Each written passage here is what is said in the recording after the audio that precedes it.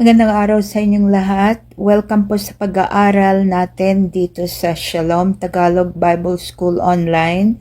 We're going to study a beautiful word that's found in the Holy Bible, and that word is none other than the Hebrew word Shalom, ang salitang Shalom sa wikang Hebreo.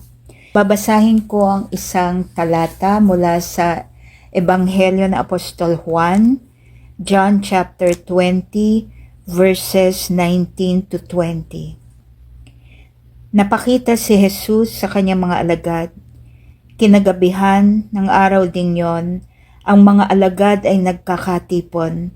Nakapinid ang mga pinto ng bahay na kanilang pinagtitipunan dahil sa takot nila sa mga Hudyo. Dumating si Jesus at tumayo sa gitna nila.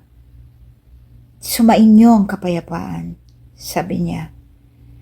Pagkasabi nito, ipinakita niya ang kanyang mga kamay at ang kanyang tagiliran.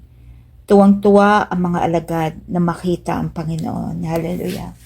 Hallelujah. So yung binasa po nating talata, this is a scene from the resurrection of Jesus Christ. Nabuhay na siyang muli mula sa kanyang kamatayan sa krus. Ang mga alagad ay takot na takot, di nila alam na buhay na siya. Nagtatago sila sa isang bahay, no?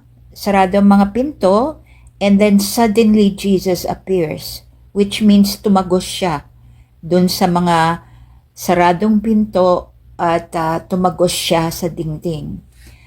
Glorified body na yung katawan ni Jesus at that time. And so, he told them, parang in not so many words, huwag kayo matakot. Peace be unto you. And the translation in Hebrew of what Jesus said to the disciples was, Shalom Lachem. Basahin ko po yung buong John chapter 20 verse 19 in Hebrew, modern translation. No? Hindi masyado maganda ang Hebrew ko at yan ay ibang wika. Hindi natin yan wika, pero pakinggan lang natin dahil napakasarap pakinggan, no, sa ating pandinig. Vayi leet erev bayom hahu vehu ekhad beshabat kaasher nizgeru daltot habayit asher nikbetzu sham hatalmidim mirat hayehudim vayavo Yeshua vayamod beinehem vayomer alehem Shalom Lachem. So yun po, praise God. First day of the week, Sunday, Resurrection Sunday. Nagpakita ang Panginoon sa pinakamamahal niyang mga talmidim, kanyang mga disipulo. At ang sabi niya sa kanila, Shalom Lachem. Peace be unto you, or peace to you. Ngayon, anong klaseng kapayapaan ba yon? We now know and we can infer mula dun sa pinag-uusapan natin na ang salitang shalom, ang ibig sabihin niya ay kapayapaan. Pero sa Biblia, no, makikita po natin sa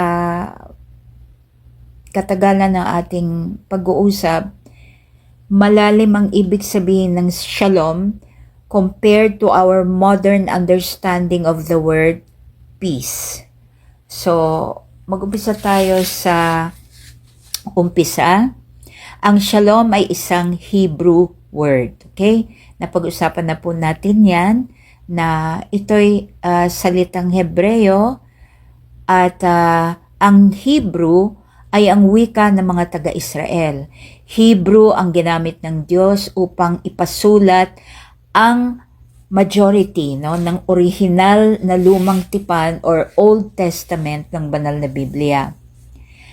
Ang salitang shalom ay isa sa mga key words and images para sa salvation or kaligtasan.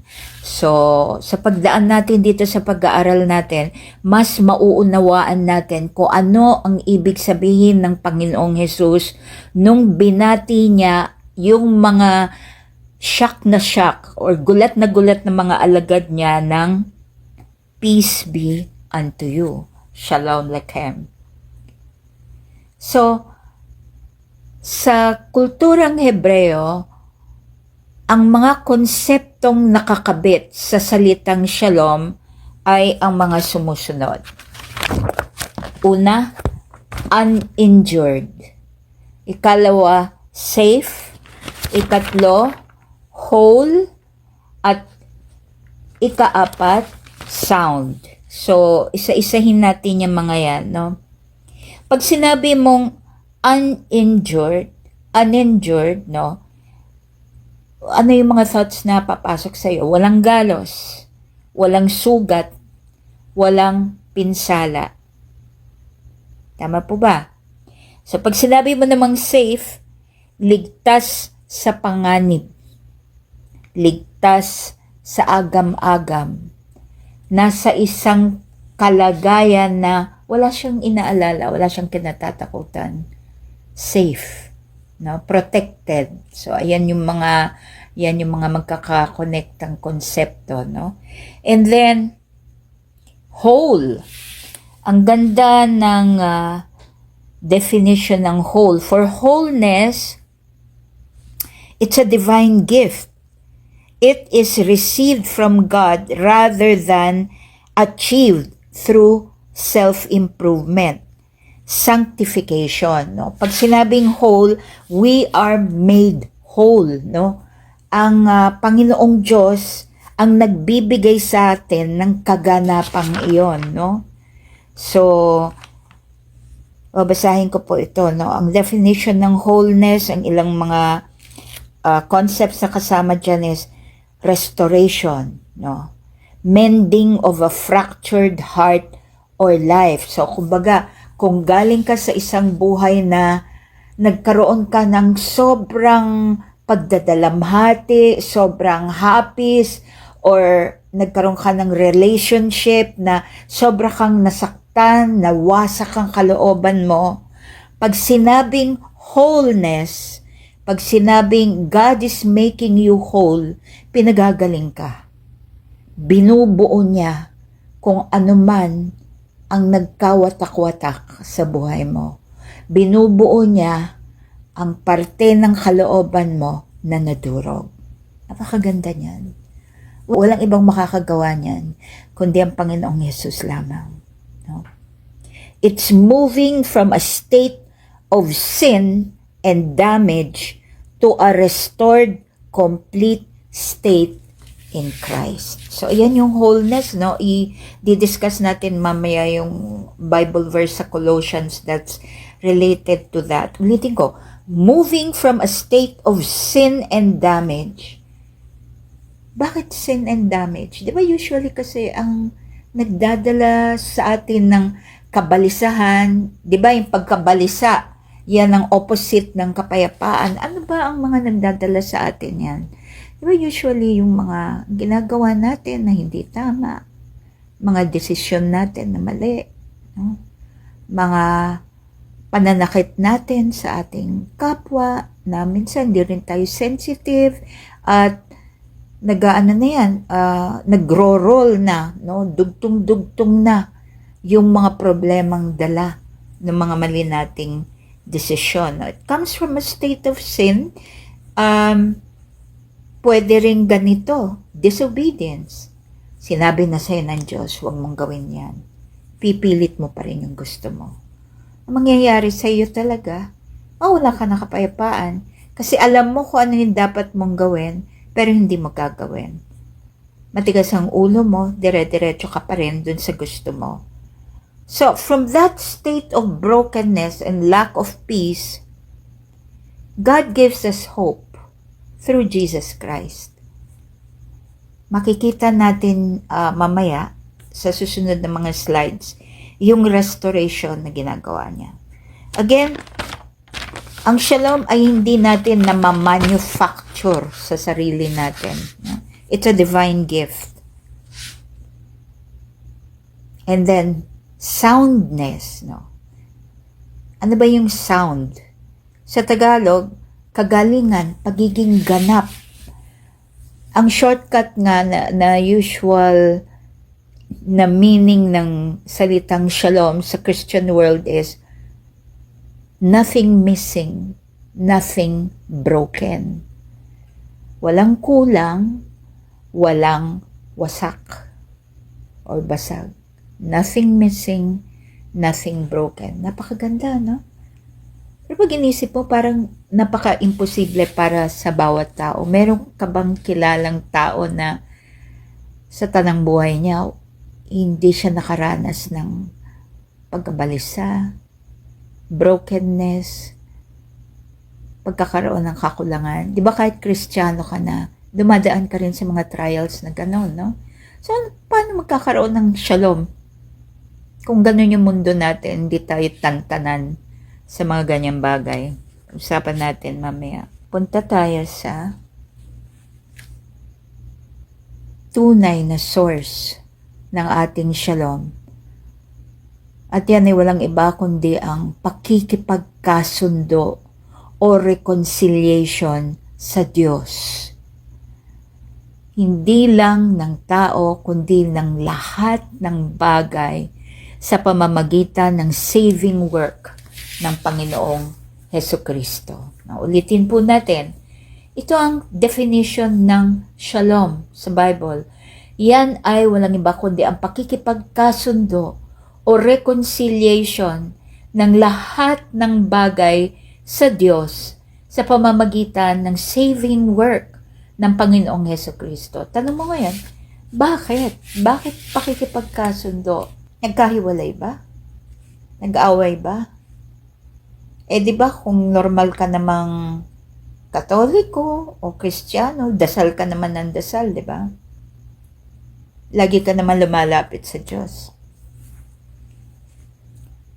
Pero, tingnan mo itong sinasabi ng Colossus, chapter 1, verses 19 to 20, tungkol sa Panginoong Diyos, sa Diyos Ama, at inibig niyang ang sandaigdigan ay makipagkasundo sa Kanya sa pamamagitan ng anak. Sa pamamagitan ng pagkamatay nito sa krus, nagkasundo nga ang Diyos at ang lahat ng nilikha sa langit at sa lupa. So may pagkakahiwalay, may pagkakawalay pala ang tao sa Diyos. At nagdugtong lang yung relasyon or nagkaroon ng pagbubuo ng relasyon muli ng Diyos sa tao nung kailan? Nung namatay si Jesus sa krus. No? Doon lang nagkasundo uli ang Diyos at ang lahat ng nilikha sa langit at lupa. Saan ba nag-ugat yung pagkakawalay ng tao sa Diyos? Mababasa natin yan sa 3 kabanata ng Genesis. So, yung mga nagbabasa na po ng Bible, alam na po ang tinutukoy ko. Ito'y walang iba kundi ang pagbagsak ng unang mga tao sa kasalanan, sina Adan at Eva. The fall of Adam and Eve brought chaos, kaguluhan, into a previously good and orderly creation. Napakasaklap, no? Kasi kung babasahin mo yung Genesis, no, nakadetalye doon yung pagkakalikha ng Diyos sa sinukob, di ba? Unang araw, ginawa niya ang liwanag. Ikalawang araw, ginawa niya ang kalawakan. Ikatlong araw, ginawa niya ang tuyong lupa. Ikaapat na araw, ang mga tanglaw. Ikalima, ang mga isda at ibon. Ika-anim, ang mga hayop. And then, when the entire universe was already created and the earth was fit for habitation, capable of supporting life, at saka niya ginawa ang tao. And He created man in His own image. And then, ikapitong araw, na mahinga na. Nag-Sabbath rest na ang Panginoon Diyos, no? And then, makikita mo, every time na mag-create ang Panginoong Diyos, lagi niyang sasabihin, and God saw that it was good. Di ba? And God saw that it was good. Nagandahan siya sa kanyang mga ginawa. Ngayon, binigyan niya ng kalayaan ang unang tao, si Adam and Eve, na sumunod sa kanya o hindi. Binigyan niya ng kalayaang kumain sa kahit anong puno na naandun sa hardin ng Eden, maliban dun sa tree of the knowledge of good and evil. Dahil kung kakain sila ng bunga nun, winarningan sila ng Diyos, mamamatay sila. Ngayon, pasok ngayon si Satanas. Pinagduda ang mag-asawa sa bilin ng Diyos, sa salita ng Diyos. Actually, diyan pumapasok ang kasalanan. Once magduda ka sa sinabi ng Diyos, sa banal niyang salita, kung ano-ano ng mga problema ang mangyayari sa iyo. So, sinegue ko lang yon. So, yun ang ginawa ni Satan, in the form of a serpent, nakumbinsi niya yung mag-asawa na magduda sa sinabi ng Diyos. Talaga bang mamamatay kayo? Pag kinain nyo yan, di. Magiging matalino kayo. Niwala sila dun sa serpent.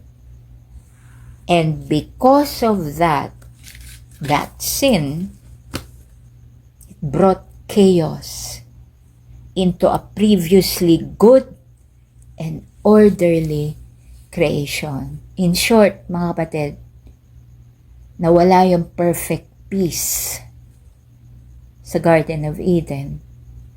Nawala yung perfect shalom. Ang lungkot. At mula noon hanggang ngayon, ang buong mundo, ang buong sansinukob ay sumasa ilalim sa kaguluhan. Tumingin na lang po kayo sa paligid, di ba? Manood kayo ng mga balita, ang gulo sa politika, sa ibang bansa, di ba? Mga gera sa loob ng bansa mo, gera sa loob ng pamilya, di ba? Gera sa loob ng mga relationships, mga hindi pagkakasundo. Parang kailangan mong ilaban sa mundong ito na magkaroon ka ng kapayapaan kesa maging natural na payapa ang kapaligiran mo, katulad ng kapayapaang tinatamasa noon nina Adan at Eva bago sila nagkasala. So, mahabang usapan po yan. We can probably talk about that in another episode na mas detalyado, no?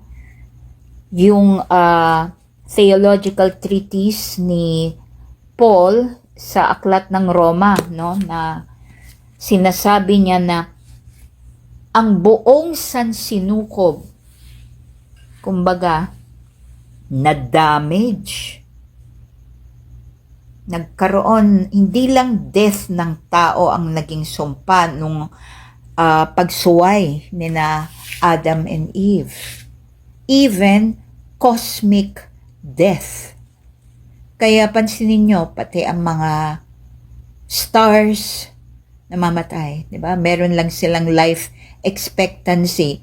Itong araw natin, itong malaking sun, hindi naman yan forever na nandyan. It's a star, so may life expectancy rin yan. Nawala yung pagiging eternal at pagiging peaceful and perfect ng kapaligiran natin, no? Ng mundong ginagalawan natin, ng buong sansinukob. So, based sa pinag-uusapan natin, makikita natin na yung karanasan ng pagkakaroon ng shalom, it's not just a greeting na peace be with you, shalom aleichem, which is although customary yan sa mga Hudyo, no? Sa mga Hebrew people, sa mga Jews, pagka mag-hello sila, they say shalom. Pag magbababay sila, they will also say shalom to wish you completeness and peace. The deeper meaning of shalom is actually multidimensional, maraming aspeto. It's complete well-being, physical, psychological, social, and spiritual. No? Complete well-being, nothing missing, nothing broken. Wala kang sakit. Wala kang mental illness. Wala kang emotional na mga baggage na nagpapahirap sa'yo. Social, wala kang pangit na relasyon sa ibang tao, no? And then spiritual, maayos ang relasyon mo sa Diyos. Okay. So sa susunod na episode, pag-usapan natin na itong shalom na to, it flows from all of one's relationships put right. Yung tatlong uri ng ugnayan mo ay nasa tamang kalagayan. Una, ugnayan mo sa Diyos. Ikalawa, pakikitungo mo sa sarili mo. Ikatlo, pakikitungo mo sa ibang tao. Pag-usapan natin yan sa succeeding episode. No? So, babalikan ko yung Colossians chapter 1 verse 19 to 20. At inibig niyang ang sandaigdigan ay makipagkasundo sa kanya sa pamamagitan ng anak. Sa pamamagitan ng pagkamatay nito sa krus, nagkasundo nga ang Diyos at ang lahat ng nilikha sa langit at lupa. No? It's about salvation. Binayaran ni Jesus lahat ng pagkakasala ni Adan at Eva sa Diyos. Binayaran ni Jesus sa krus ang lahat ng kasalanan ng buong sangkatauhan mula pa noon hanggang ngayon hanggang sa kinabukasan.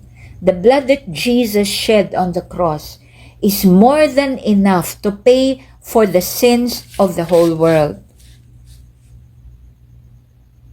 Ano yung catch? The catch is in, or the condition is in John chapter 3 verse 16.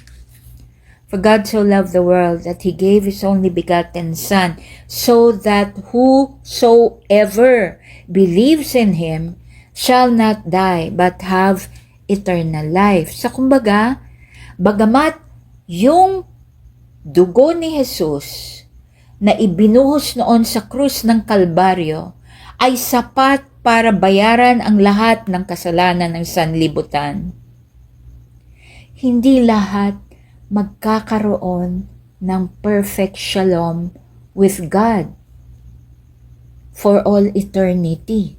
Kasi yun yung pangako ni Jesus. Kasi siya yung Prince of Peace. Basta't siya'y sumasa iyo at ika'y sumasa Kanya, yung shalom ng Diyos ay hindi mawawala sa iyo magpakailanman. Kahit ano pa yung dinadaanan mo sa buhay, no? That promise of perfect peace and restoration of a relationship with God, hindi yan mangyayari para sa atin kung ipipilit natin yung gusto natin na tayo ang maghari sa ating mga buhay. There's a choice that has to be made. You cannot have the shalom of Christ if you insist on living your life the way you want to live it. If the choice to live means you are king of your own life, not God, hindi mo pwedeng piliin kasi na ikaw yung maging hari ng sarili mong buhay, sarili mong mundo. Si Kristo Jesus ang kailangan maghari sa puso, isip at buhay natin. Sa gayon tayo magkakaroon ng shalom ng Diyos sa gitna ng masalimuot na buhay dito sa mundong ginagalawan natin, at pag dumating na yung panahon na tatawid na tayo towards the other side, no? Pag nagtapos na yung buhay natin dito sa lupa, that perfect shalom goes with us, follows us, and is in us and with us for all eternity. That's the shalom of Jesus Christ. Napakaganda ng pinapangako ng Panginoong Hesus sa atin. Ang malungkot lang kasi talaga marami sa atin ang hindi nakakaunawa ng ganong mga pangako. Tayo dito sa Tagalog Bible School ng Shalom, nagtuturo din tayo tungkol sa mga mental health issues kasi meron tayong mental health advocacy, no? Part ng perfect shalom kasi, pati yung psychological health mo, payapa. Gusto ko lang banggitin itong statement ni Dr. J. Adams, isang Christian Bible counselor and psychologist. Author siya nung textbook ng maraming Bible schools para sa course na Biblical Counseling. Ang aklat na yon ay Competent to Counsel. Ito yung sinabi niya nung nagkukwento siya dun sa aklat, dun sa experience niya of going with Dr. Hobart Maurer, author naman ng The Crisis in Psychiatry and Religion. Sumama siya kay Dr. Maurer sa 2 months, no? Nagpunta sila sa 2 mental institutions at medyo nagulat siya. Nakita niya na, eto, in-underline ko dito sa slide, no? We began to see people labeled neurotic, psychoneurotic, and psychotic helped by confessing deviant behavior and assuming personal responsibility for it. Maurer's emphasis upon responsibility was central. Maurer urged people to confess their wrongs, hindi sa Diyos kasi hindi Kristiyano si Maurer, to others whom they had wronged and to make restitution whenever possible. So, ano lang yung sinasabi ni Dr. J. Adams dyan? Marami sa mga nadadiagnose with mental illness na diagnose sila as neurotic or mga psychotic, ang kailangan nilang gawin ay aminin na mali yung ginagawa nila sa kanilang mga buhay. No? Mali yung landas na kanilang tinahak at kailangan nilang mag-confess ng kanilang mga pagkukulang, pagkakamali dun sa mga taong naagrabyado nila or nasaktan nila. Okay? So kung tayo, mga Kristiyano, malaki talaga yung impact na meron tayong unconfessed sin.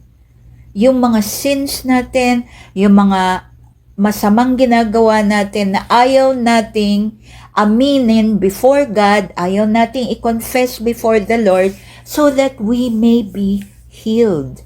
So yun yung sinasabi ni Dr. J. Adams, no? Dun sa aklat niya, no? So ito, meron pa ako in-underline dito. Apart from those who had organic problems like brain damage, kasi meron naman talagang yung mga nasa mental institutions na talagang merong biological defects, no? Meron talagang physical defects sa brain, no? Pero ang sabi niya, marami dun sa mga taong na kilala niya dun sa 2 institution sa Illinois, Sinabi niya dito, they were there because of their own failure to meet life's problems. Okay, nagka-depression kasi hindi inayos ang attitude sa buhay. Hindi inayos ang attitude towards other people. So pag-uusapan natin yan sa mga susunod na episodes. To put it simply, they were there because of their unforgiven and unaltered sinful behavior. Ayaw mong bitawan yung ginagawa mo, yung behavior mo na nakakasakit sa'yo, nakakasakit sa ibang tao, nakakasakit sa kalooban ng Diyos.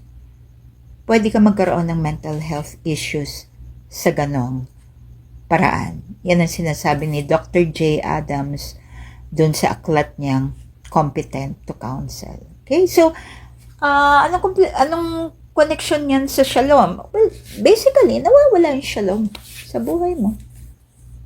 Hindi ka na nothing missing, nothing broken. Broken na yung mental health mo. Okay, so gano'n ka-importante na una tayong magkaroon ng kapayapaan sa relasyon natin sa Diyos. At hindi yan mangyayari kung hindi tayo dadaan sa Panginoong Jesus, ang anak ng Diyos.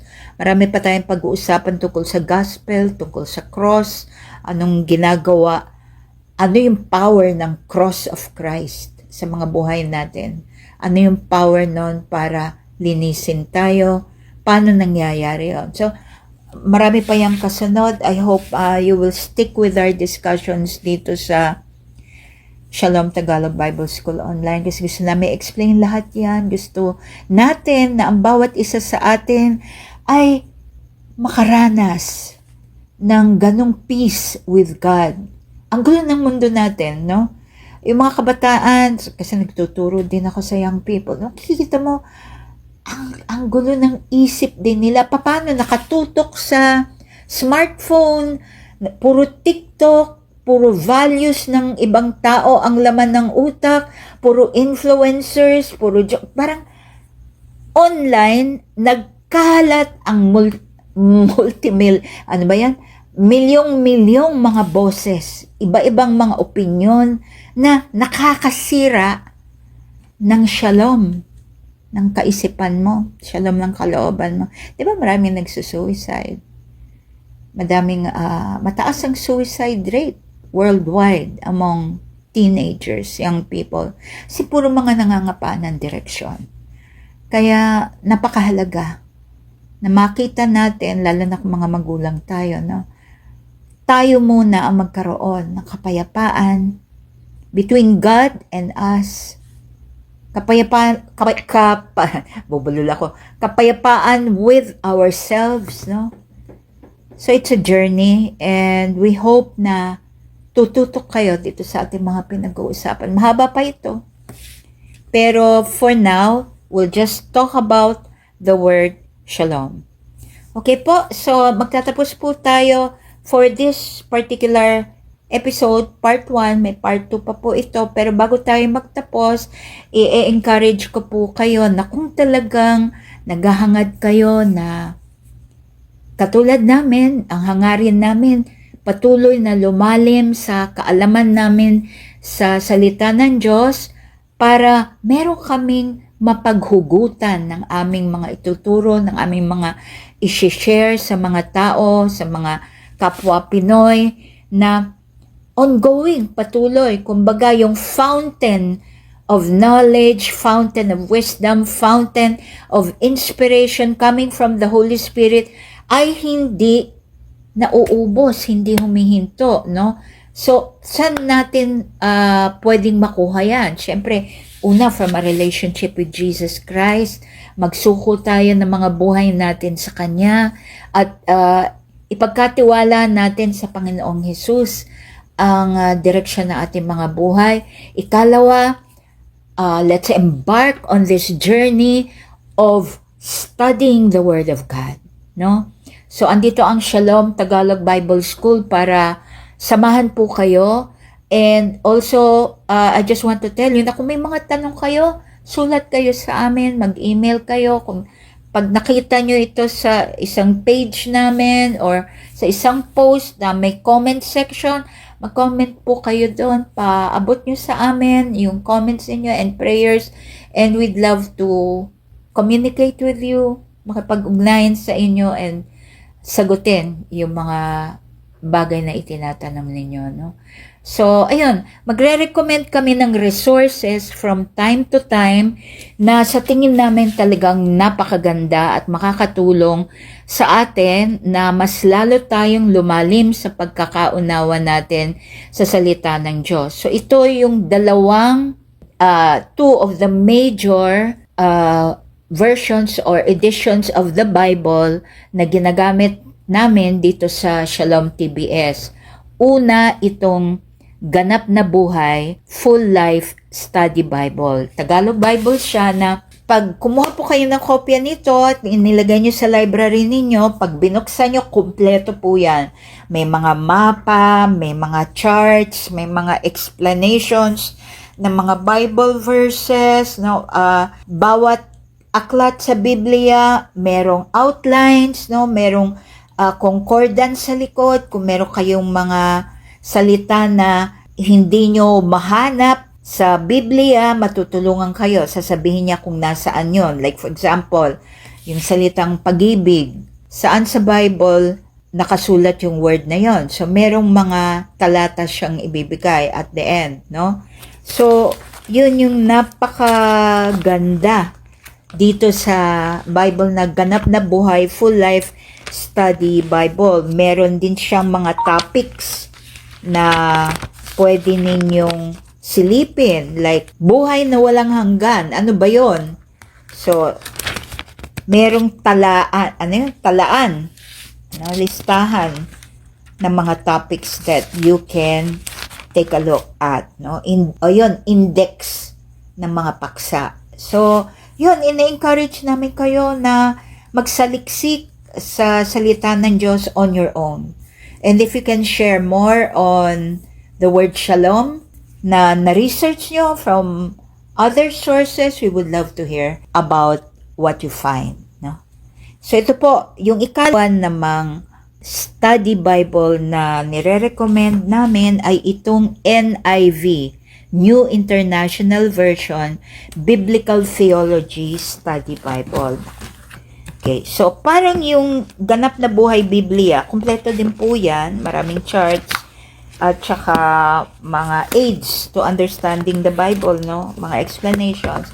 Pero bakit po itong Biblical Theology Study Bible? Kasi pag sinabing Biblical Theology, tutulungan ka nung Biblia or nung aklat na binabasa mo na maintindihan mo yung Bible as one unfolding story. Isang storya lang siya. Isang plotline from Genesis to Revelation.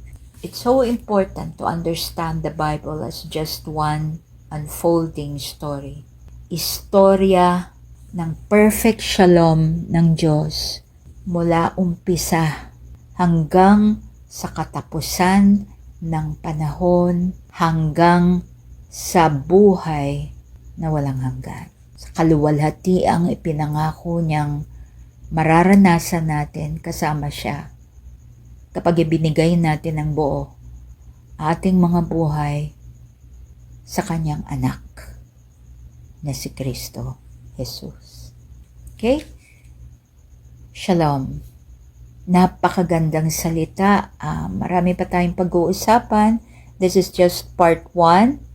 And we hope to see you sa part 2. In the meantime, gusto namin kayong anyayahan sa aming online class every Sunday, 9 p.m. to 30 p.m. via Google Meet.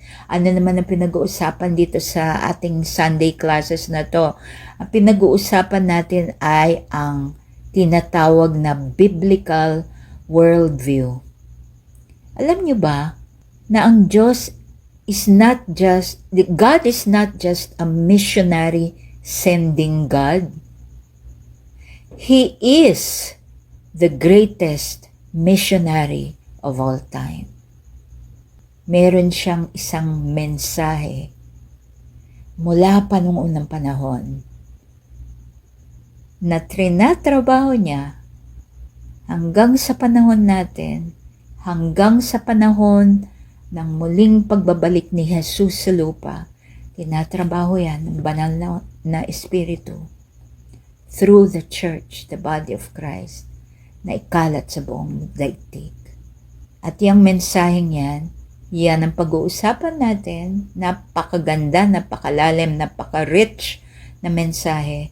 Yan ang pinag-uusapan natin ngayon sa klase natin na Developing a Biblical Worldview. Makita natin yung mundong ginagalawan natin, yung paligid natin, the way God sees our world, the way God sees our world, no?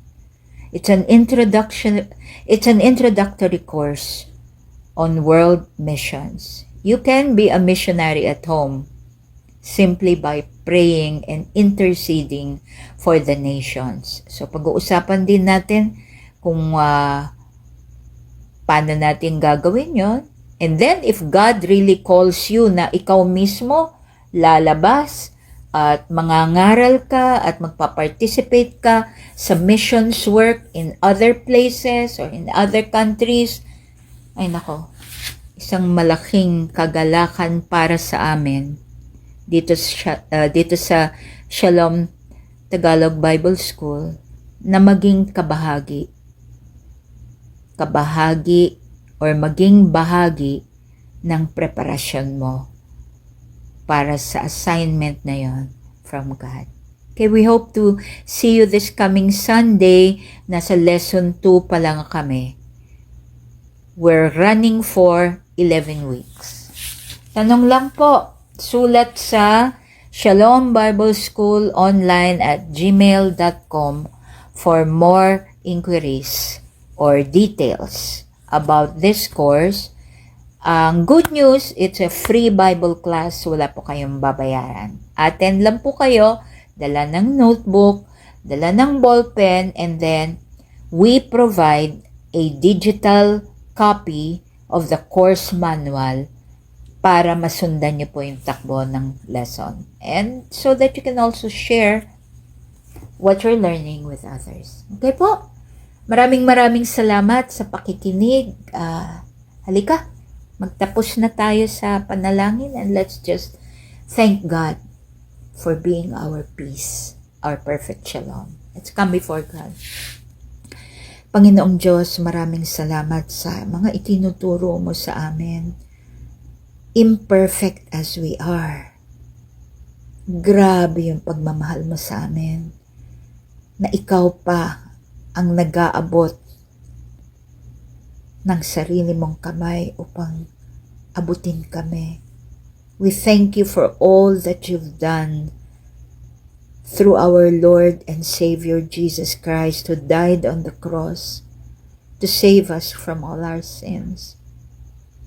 Enable us with the power of the Holy Spirit to understand who you are, Lord Jesus, to understand who you are, Abba. Understand who you are in our lives, what you want us to be, how you want us to relate to you, how you want us to walk, and how you want us to live. Until the Lord Jesus personally comes to take us home. Bless Shalom Tagalog Bible School online, Lord God. Dalangin namin. Marami kaming madalhan ng mensahe ng perfect shalom mo. Marami kaming madalhan ng pagmamahal mo. Bring revival to every person listening right now na dumadanas, Lord God. Pagkawasak ng kalooban, kawalan ng pag-asa, lugmok sa kasalanan. Bring healing into their lives. Even yung mga may sakit, bring healing to their physical bodies, Lord. Bring your perfect shalom to each one of us. We praise you, Father, Son, and Holy Spirit. Amen and amen. Hallelujah. Hallelujah. Maraming salamat, kaibigan. Shalom to you from our Tagalog Bible School. Teacher Carol po ito. God bless. See you next episode.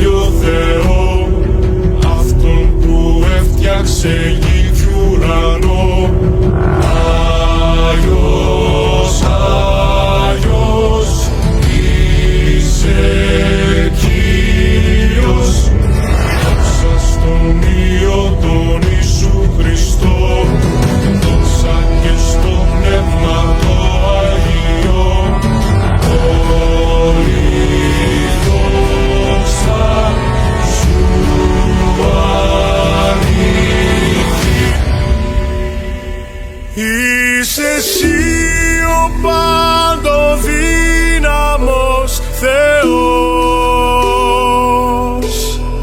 Είσαι εσύ ο παντοδύναμος Θεός. Είσαι εσύ ο παντοδύναμος Θεός. Είσαι εσύ ο παντοδύναμος Θεός. Δόξα στον ύψιστο Άγιο Θεό, αυτόν που έφτιαξε γη κι ουρανό.